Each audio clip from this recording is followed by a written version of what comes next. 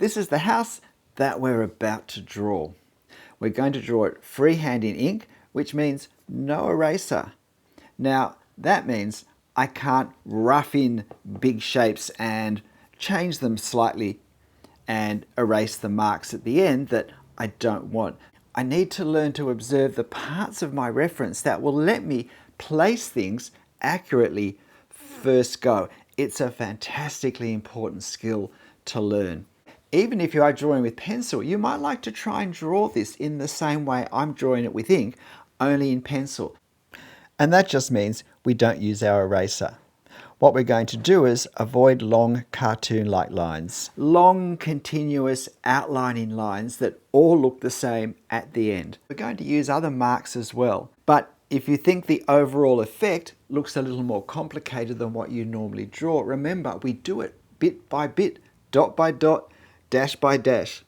Feel free to stop the video at any point to look more closely or to observe the reference more carefully. This video is in real drawing time. I'll tell you any parts that are sped up. Let's start. Remember, you're watching this in real time, except for a couple of spots that I'll point out when we come to it.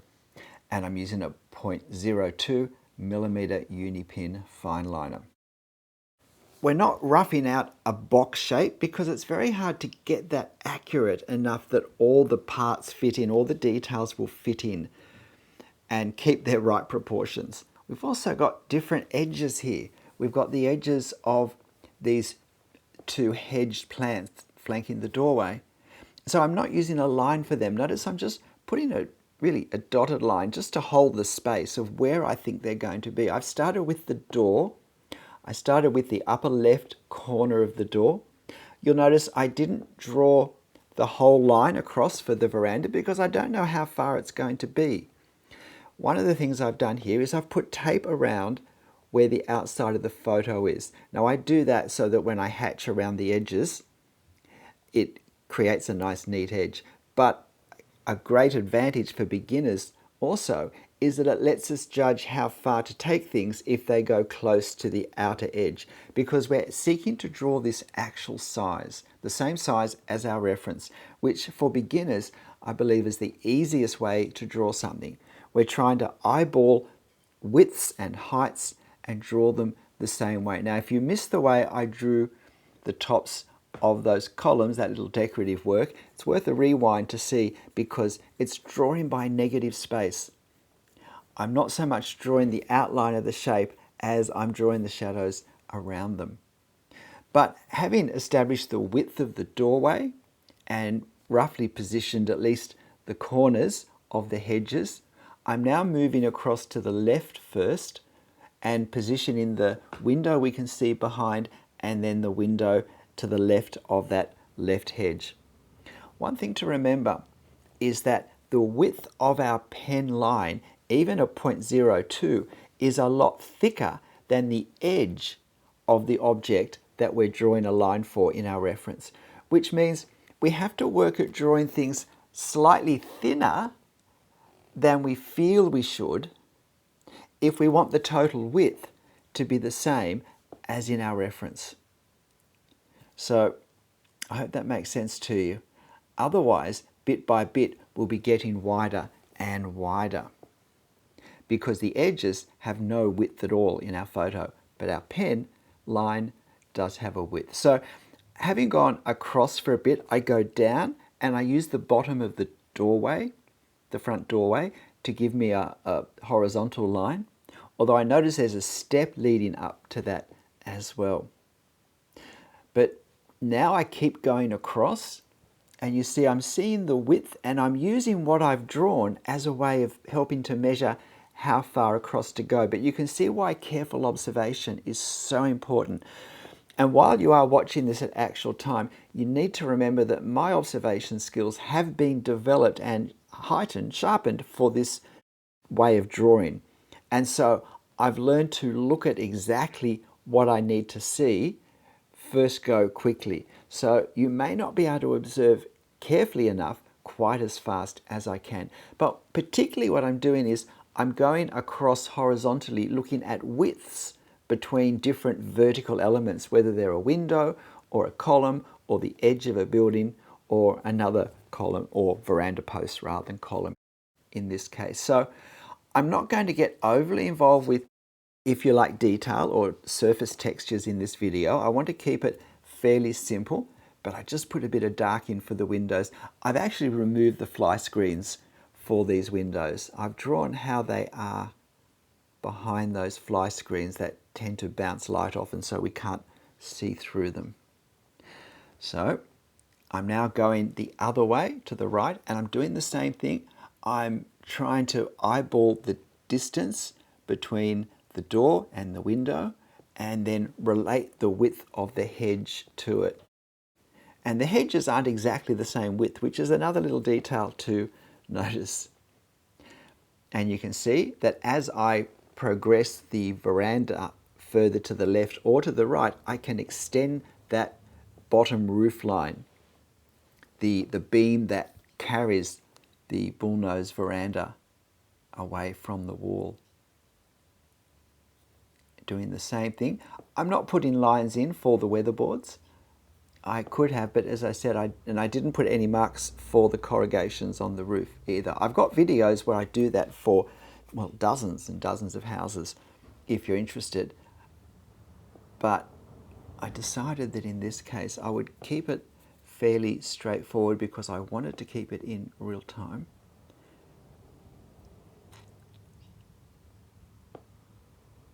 Checking the angles. Little hint of the detail for that corner piece. If you're wondering where the porch column is on the right hand side, there was actually a sign hanging there, which is why the shadow goes further down on the right hand side of the door than the left. So I've changed it to the same way the whole way along, which we'll do a bit later, but I just used the auto cleanup on my app to get rid of that sign. But it is the sort of thing that I would have removed anyway in my drawing. Now I'm holding my pen. Look at how I'm holding it. Oh my goodness, I was gardening this morning and I haven't cleaned my nails since then. So sorry about that, but look at how far back from the end, and I'm holding the pen at quite a low angle to the paper. If you're holding the pen the way you hold it when you write to draw, it's probably not a good idea. Notice how I go, where I've got things that match from side to side, I do one and go straight across to the other, which I did with those brick fence pillars. Again, normally I would have made an effort to give some hint of the brickwork in this fence, but I haven't, just to keep it a bit faster.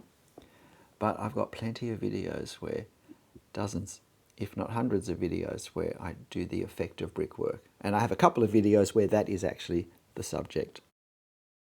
So I'm looking down vertically. Before I put these lines or dashes and dots across, I look straight down at my reference. And that's particularly important with the ground.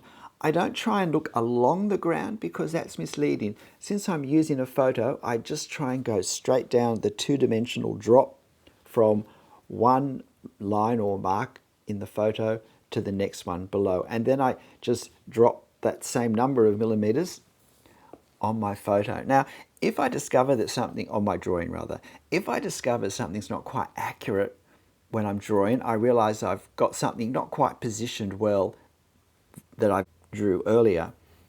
If I can't change it in any way, and mostly you can, but if I can't, I'll adjust, if possible, what I'm drawing next to try and just overcome that. Now, look at these shockers of lines there. But at the end, you won't notice that wobbliness.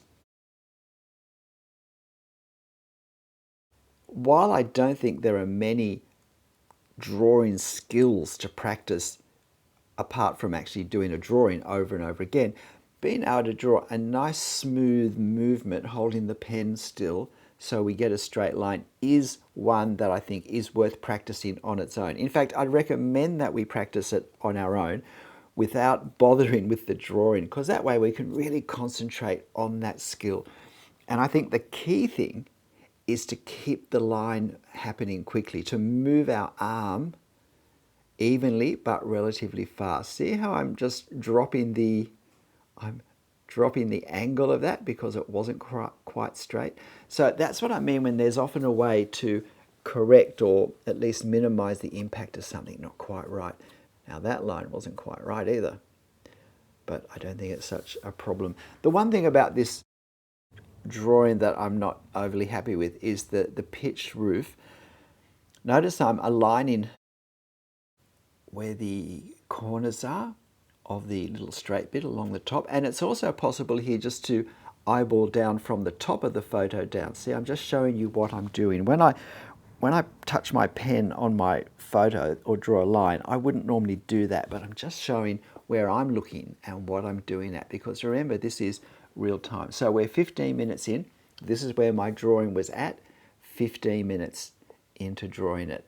Now, after I draw this line and I draw the next line, this is where I realize that, in fact, it's not evenly, it's not placed in the middle, that straight bit. So now I'm just showing you how I can kind of modify my lines, and in a sense I'm trapping my original line in between two other lines, making my original line a diagonal one.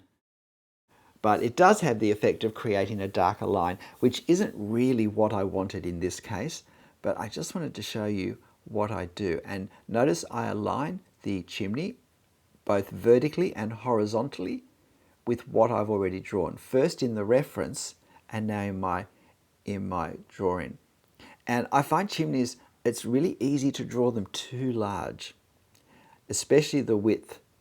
So we need to work hard at making them, for me, a little bit narrower than I think it needs to be.